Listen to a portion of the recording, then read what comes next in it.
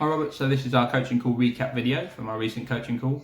So as you mentioned on the call, this recent week hasn't been a good one. We've gone off track a little bit, which is absolutely fine. As we mentioned at the beginning of this process, these sort of things happen. It's to be expected.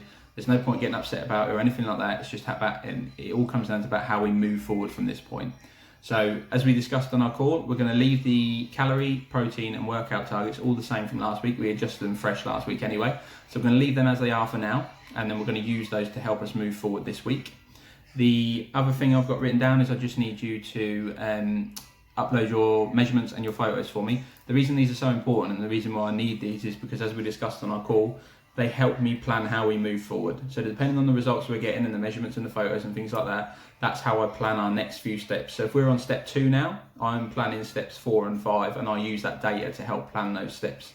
Okay, and the final thing is next week is the middle of June, which is our target for our bike ride. So I'm going to need you to set a date for that as well for me. As soon as we've got that locked in, then obviously we'll address the nutrition and whatnot before it. As we discussed on the call, the nutrition, etc., building up to that event, especially in the week before, will really aid the performance in that event. Okay, so that will be a really good motivator to help you get back on track.